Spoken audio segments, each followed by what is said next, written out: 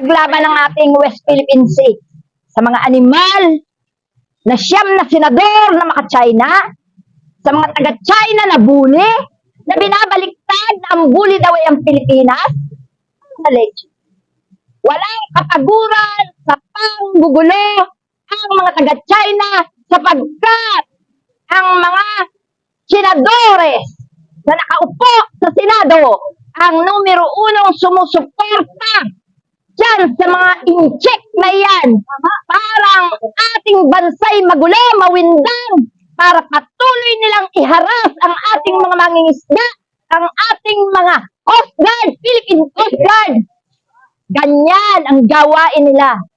Hinaharap ng mga senadores, yung mga hinayupak na sina Cayetano, Marcoleta, Robin Padilla, yung mga hudas na yan. Nililibang nila ang taong bayan sa mga pagpo-post, sa mga pagbibideos nila ng kung ano-anong katarantaduhan, habang ang taga-China ay nanghaharap ng gugulo sa ating karagatan. Yan ang mga strategy nila. Utos yan ng animal na sina Duterte sapagkat hindi man nila aminin. Malamang ng ating Pilipinas ay isinanlana nila kung kaya't ganyan ang pagwawala ng China dito sa ating bansa. Ang kapal ng mga mukha ng taga-China, no? Isipin nyo, ha? Hintayin daw nila ang presidente na siyang magpalaya sa kanila. Mga ulol, hindi ang presidente na nag-iisa ang kailangang hanapan nyo ng salitang lumayas kayo. Kaming mga mamamayang Pilipino, ang taong bayan lang may karapatan na magpalaya sa inyo. Kayo'y walang naiintindihan sa salitang pakikisama. Ngayon, dumayo, kayong makisama. Nagpinalayas kayo, ibig sabihin, may problema sa inyo ang aming bansa. Lumayas kayo. Kung gusto niyong sinusunod ang patakaran niyo sa China, sundin niyo rin ang batas at patakaran ng aming Pilipinas.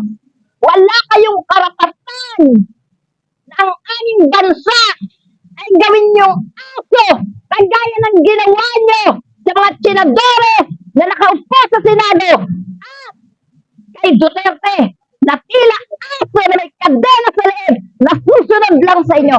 Nagkakamali kayo. Iba ang Pilipino.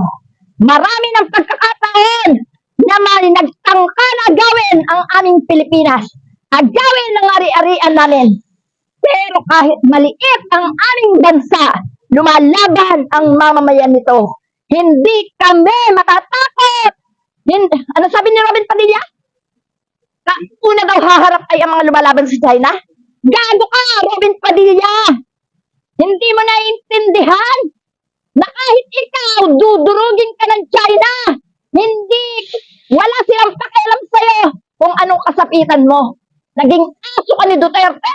Nagpapaka-aso ka sa China? Ikaw din, Mr. Marcoleta. Matanda ka pa sa akin.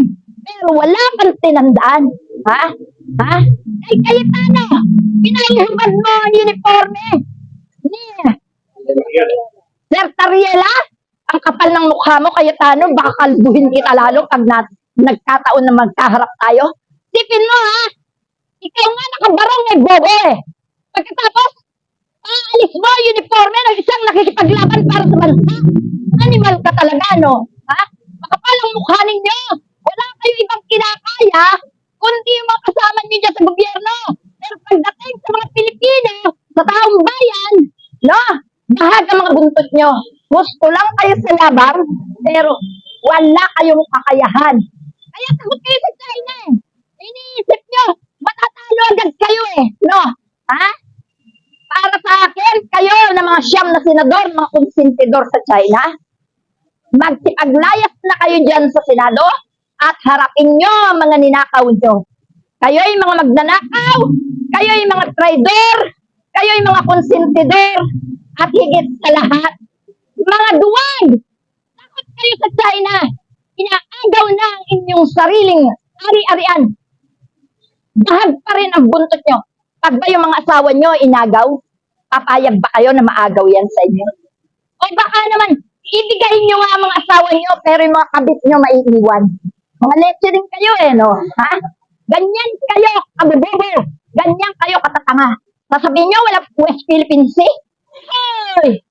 Isa tayong isla. Philippine Island tayo. Bakit? Bakit tinawag tayong Philippine Island? Dahil meron tayong parte sa karagatan na pinagkaloob ng Diyos. Yan ang hindi nyo alam. Palibhasa, si Kibuloy ang Diyos nyo. Kaya kayo naging tanga. No? Salamat mga kapatid. Yan lang po.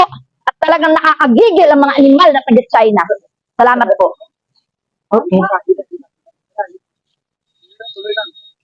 Ay.